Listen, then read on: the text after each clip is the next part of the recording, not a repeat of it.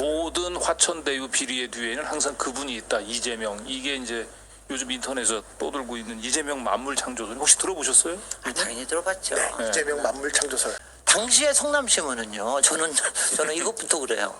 완전히 새누리당 소굴이에요. 그럼요. 소굴이었죠. 대통령은 새누리. 네. 모두 거기에 아마 저 3분의 2가 성남시 의회가 그렇죠. 새누리예요. 그다음에 이 개발에 관련된 거는 그 안에 있는 사람이건 꾼이건 저 이런 말씀은 꾼이건 팔이건 꿀벌이건 뭐든지 간에 거의 새누리과들이야. 네.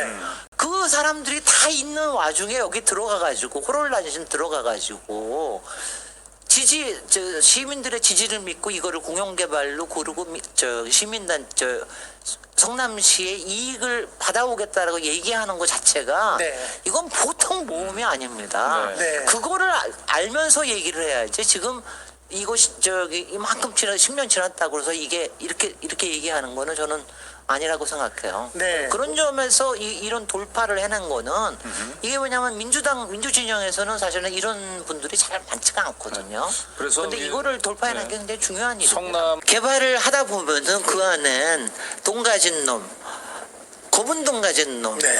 그 다음에 정관계 저거 가진 놈, 네. 그 다음에는 어디 가서 팔 잘 붙이는 마당발 같은 네, 놈, 네, 네. 그런가 하면 계산 정확하게 하는 놈, 네, 네. 별별 사람이 다 필요하다. 그렇죠.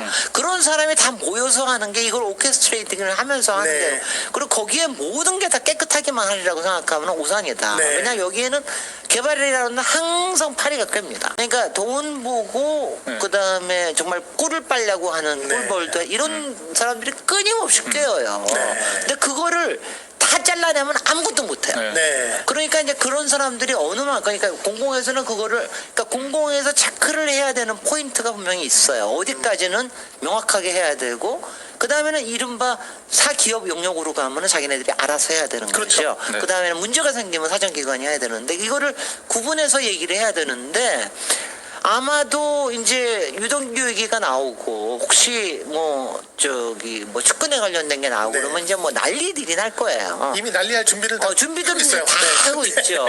이번에 행안위하고 국토위에 이재명 지사가 나옵니다. 나오겠죠. 이거는 당연히 거기서는 이걸 다뤄야 되는 겁니다. 그렇죠. 당시에 계약 조건이 이렇게밖에 될 수 없었던 이유들. 네. 그다음 이때는 계약서고 뭐고 이제 국감이니까 자료를 안 내놓을 수가 없을 거란 네, 말이죠. 네. 계약서 그다음에 3사들 하나증권과 기업은행과 네. 그다음에 메리츠증권의 내용은 제한소설 이런 것들을 다 비교하고 이러는 게 나올 거예요. 네. 근데 여기에서 봤을 때 그 소굴 속에서 새누리 소굴 온갖 파리 소굴 속에서 네.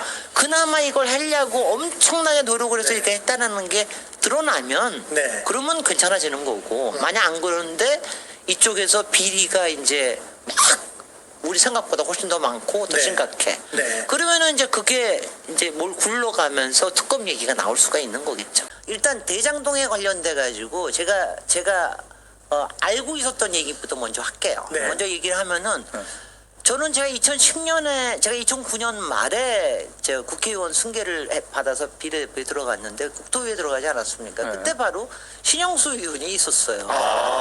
그 유명한 그 문제 신영수 의원이 근데 저는 국감에는 그때 참여를 못했는데 국감에서 바로 그 얘기를 하면서 뭐냐면 이 LH에서 이걸 빼내서 네. 민간개발로 가자라고 하는 거를 이명박 대통령 왜냐면 그때 뭐 LH를 만들고 난 다음에 별의별 얘기들이 다 나왔으니까 그렇죠.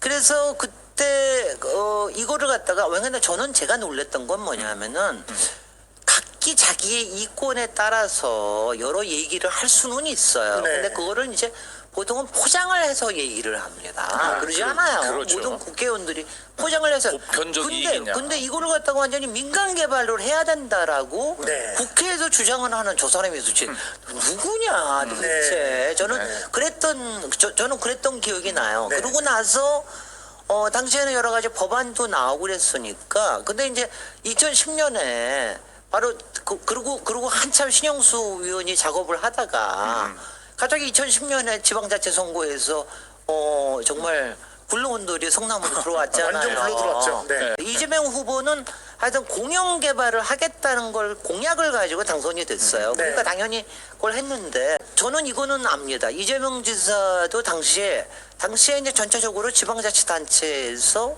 뭔가 공공개발을 통해서 뭔가 직접 개발을 하고, 왜냐하면 지방자치단체에서도 항상 이게 있었던 거예요. 모든 거 LH에 뺏기거나 그렇죠. 뭐 되게 큰 데다 뺏기니까 지방자치단체 자신들이 뭔가 자기네들이 뭔가 개발에 직접 참여를 해서 재정도 좀 튼튼하게 네. 하고 인프라도 좀 깔고 이렇게 그렇죠. 하려고 그러는 그런 게 굉장히 많았던 때예요. 근데 네. 이제 이재명 지사는 굉장히 그걸 진취적으로 한 거죠. 네. 그래서 저는 뭐 그때는 이재명 지사 알지도 못했 때니까 솔직히는 성남시장이었으니까. 네. 그러니까 이제 잘 알지도 못하면서 저는 상당히 우려의 시선으로 보고 있었을 때입니다. 아. 왜냐하면은 성남시 도시개발공사를 만든다고 하더라도 네. 사실 나중에 그 14년에 만들어졌는데 네.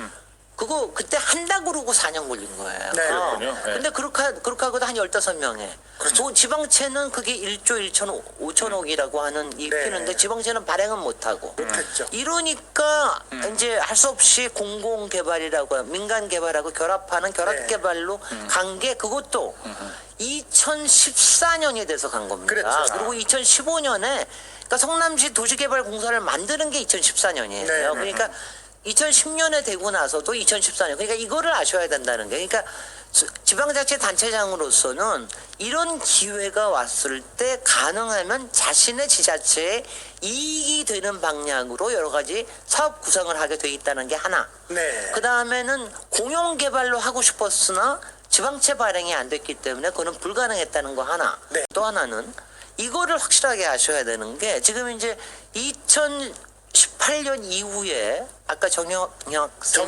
회계사. 회계사의 이 녹취록이 나온 게 다 2019년 이후입니다. 그렇죠. 아, 그런가요? 그러니까 2018년은 이재명 지사가 성남시를 떠난 다음이에요. 아, 그러면 그렇죠. 그러니까. 이거를 확실하게 그러니까 사람들이 그걸 잘 모르기 때문에 네. 이걸 알아야 그러니까 이 사람들이 이익이 확실하게 더 많이 나리라 이게 대박이 네. 되리라고 안 거는 2019년 이후예요. 그렇죠. 사실은. 네. 아하. 그러니까 그 전에도 이익이 처음에 계산했던 것보다 그러니까 저는 계속 얘기하는 게 처음에 한 전체적으로 7천억 정도가 이제 이익이 될 거라고 했고 그 중에 5천억 정도를 성남이 가져가고 그랬죠. 1,880억을 저쪽에 가져가는 거. 네. 이 정도면은 괜찮은 배분 그렇죠. 구조입니다. 네. 근데 그게 더 나니까 이재명 지사는 더 내놓으라고 그랬는데 네. 아마 이재명 지사가 18년에 계속해서 성남시를 했으면 아마 더 내놓으라고 또 가서 멱살을 또 잡았을 거예요. 저는 그럴 거라고 그러니까 네. 사람들이 그거에 관련된 거를 잘 모른다라고 하는 거를 제가 확실하게 여기서 얘기를 지금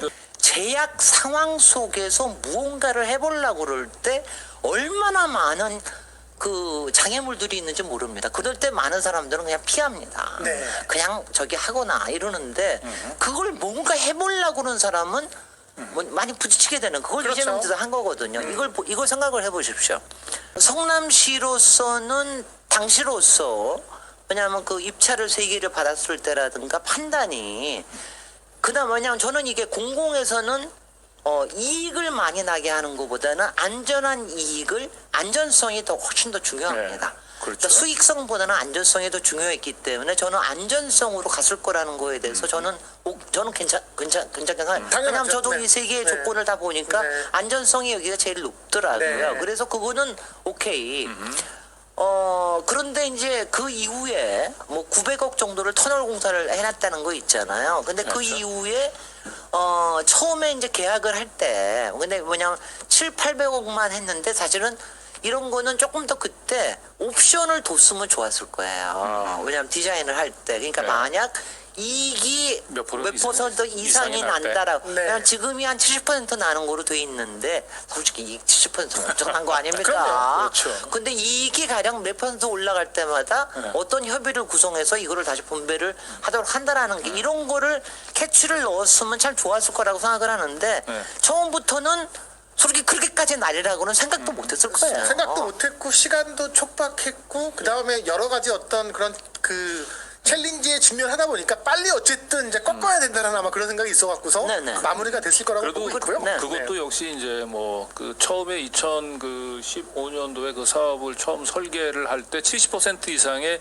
수익률이 날 것에 대비해서 성남시가 그럼요. 조금 더 뭔가를 했어야 된다라고 하고는 것 자체가 이게 다 일종의 이재명 그 만물 창조 그 설하고 다 만물 관련 창조설이죠. 이재명 만물 창조설의 얘기는 뭐냐면 이제 신의 경지에서 보게 되면 모든 것들을 다 예측하고 내려다 보고 하기 때문에 신에게는 오류가 있을 수가 없는 거예요. 그런데 인간이 하는 일을 신의 영역으로 기대 수준을 높여서는 안 되는데 지금 현재 이재명을 비판하기 위해서는 이재명을 어쨌든 신에 버금가는 존재로 만들어야 돼요.